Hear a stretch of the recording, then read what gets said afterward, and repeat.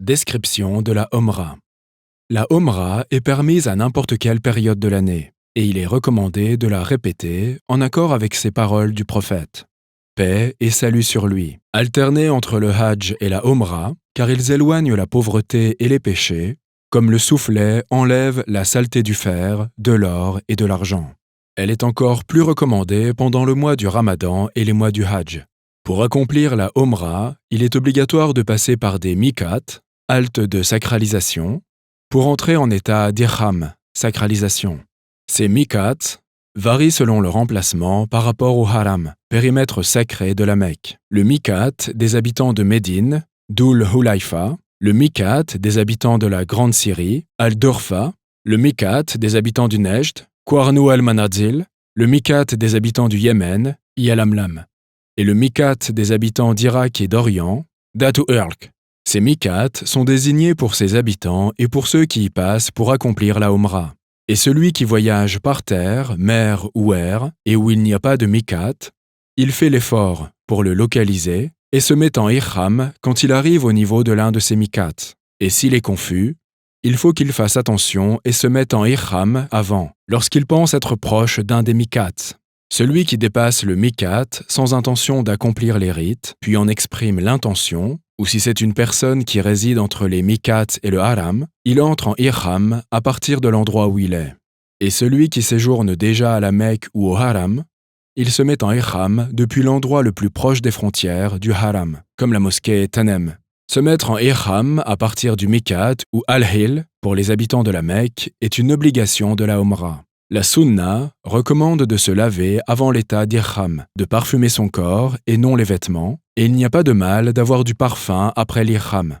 Celui qui veut entrer en ihram doit prendre soin de sa moustache, se couper les ongles et s'épiler les poils pubiens et les aisselles s'il y a besoin, afin de ne pas avoir à le faire après l'ihram.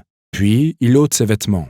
La Sunna consiste à entrer en ihram en portant un izar, bas du corps, et un rida, haut du corps, propre et blanc de préférence. S'il souhaite fermer son ridda avec une attache ou s'il porte un sac ceinture pour protéger son argent, et ce qui a besoin de l'être, il lui est permis de le faire. La femme porte ce qu'elle veut, mais ne révèle pas ses attraits. Et si elle a besoin de couvrir son visage devant des hommes étrangers, alors elle abaisse son voile. Il est préférable d'entrer en ihram après une prière obligatoire suivant l'exemple du prophète, paix et salut sur lui, et de ses compagnons, et si le pèlerin avait l'habitude de prier le doha avant midi, ou la prière de la sunna de l'ablution, il est recommandé qu'il entre en ihram après. Puis, il exprime l'intention d'entrer en ihram. Entrer en ihram est l'un des piliers de la Omra, signifiant l'intention de commencer la Omra. Ainsi, celui qui met les vêtements de la Omra sans en exprimer d'intention n'est pas en état d'ihram. Et celui qui exprime l'intention de commencer la Omra est en état d'ihram, même s'il ne met pas les vêtements de l'ihram, mais il commet un acte interdit pendant l'ihram. Et s'il craint de ne pas compléter ses rites, comme la crainte de tomber malade, il peut poser une condition au moment de l'ihram en disant « Si j'ai un empêchement, je resterai là où vous m'avez empêché ». Si le pèlerin commence ses rituels, il doit éviter de faire ce qu'on appelle les interdits de l'ihram, comme suit. Enlever les poils de tout le corps, et il n'y a rien de mal à ce qu'il se gratte la tête ou la lave. Tailler les ongles. Ainsi, l'ongle n'a pas à être enlevé en le taillant, en le cassant ou en le coupant, et s'il se casse, il est permis de le couper, et il n'y a rien à expier. L'utilisation du parfum sur le corps et les vêtements. Celui qui le fait volontairement doit payer la fidya, expiation, et se couvrir la tête pour l'homme comme porter un bonnet, un kéfieh ou un turban, est l'un des actes interdits pendant l'ihram. Il n'y a rien de mal à ce qu'il cherche de l'ombre sous une tente, une voiture, un parapluie, etc. Et si le pèlerin met quelque chose sur sa tête et la couvre sans le vouloir, cela est acceptable. Mais celui qui la couvre délibérément doit payer l'expiation.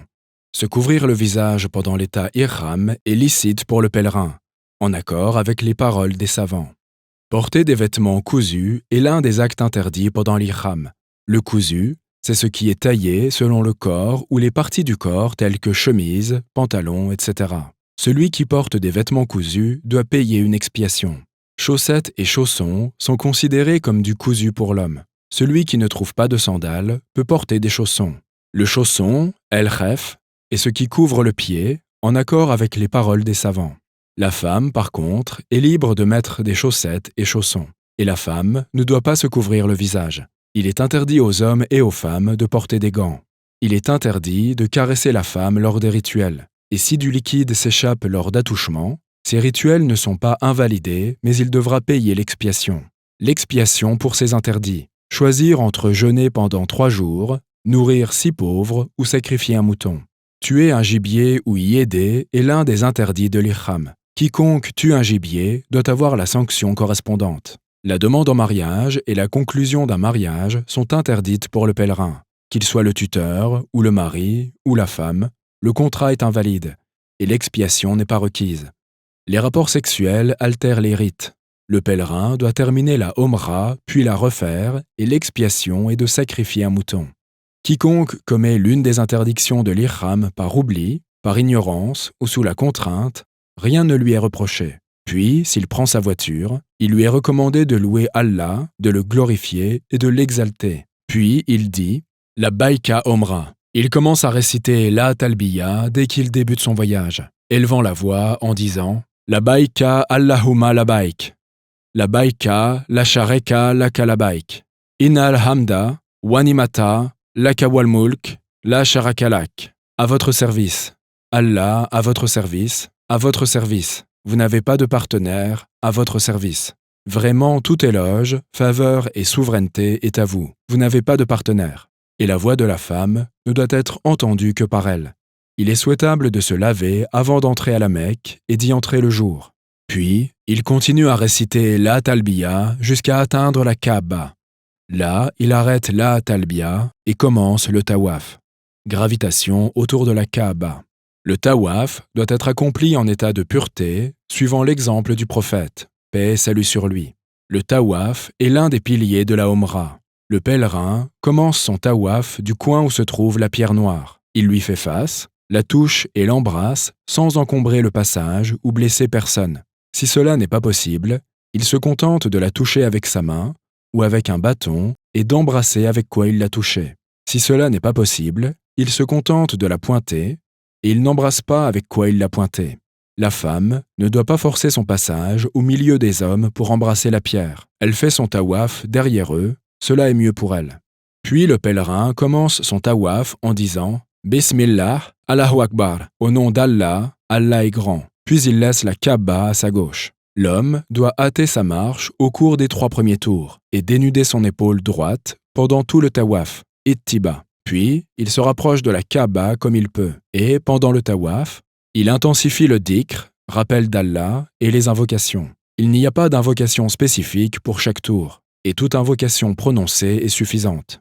S'il se trouve à côté du coin yéménite, il la touche avec sa main droite et ne l'embrasse pas. Si c'est difficile, il la quitte et continue son tawaf sans la pointer ni prononcer le takbir. Allahu Akbar. Il est recommandé de réciter entre le coin yéménite et la pierre noire. Notre Seigneur, donne-nous du bien dans ce monde et dans l'au-delà, et protège-nous du châtiment du feu. Et chaque fois qu'il se trouve à côté de la pierre noire, il la touche, l'embrasse et dit « Allahu Akbar ». Si c'est difficile, il se contente de la pointer du doigt et de dire « Allahu Akbar » jusqu'à ce qu'il ait terminé les 7 tours.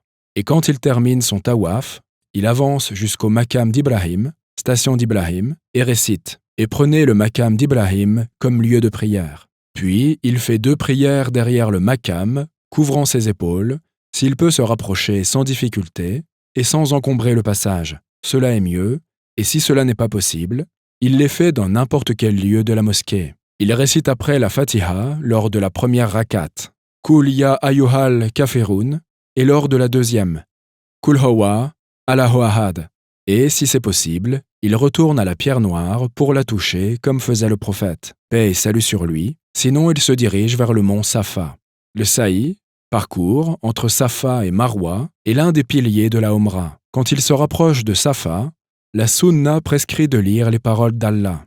En effet, Safa et Marwa sont des signes d'Allah, et de dire « Je commence par ce avec quoi Allah a commencé ». Puis, il monte sur Safa jusqu'à apercevoir la Kaaba, s'il peut, et lui fait face et fait le takbir. Puis, lève les bras et psalmodie La ilaha illa lahu, wahdahu la sharika lahu, lahul mulku wa lahul hamdu, wa huwa ala kulli shay'in qadir. La ilaha illa lahu wahdahu, anjaza wahdahu, wa nasara habdahu, wa hazama l'ahzaba wahdahu.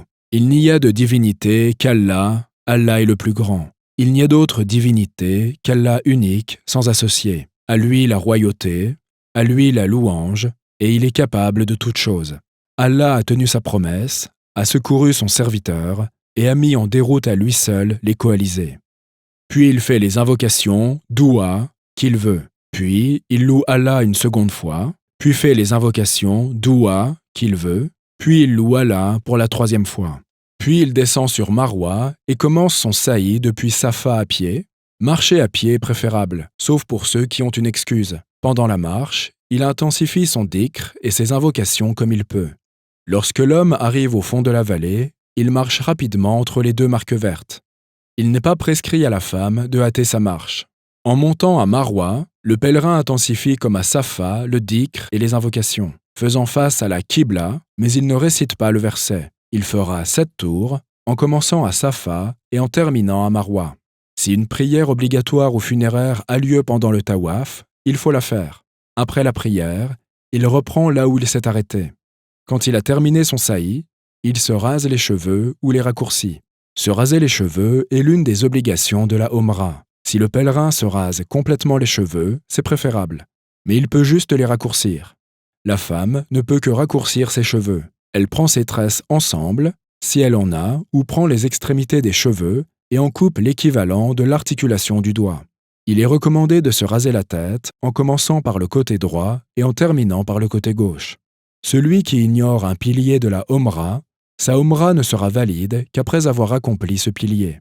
Celui qui renonce à une obligation, il la compense par un abattage. Et celui qui abandonne un acte de la Sunna, rien ne lui est reproché. Qu'Allah accepte de nous et de vous.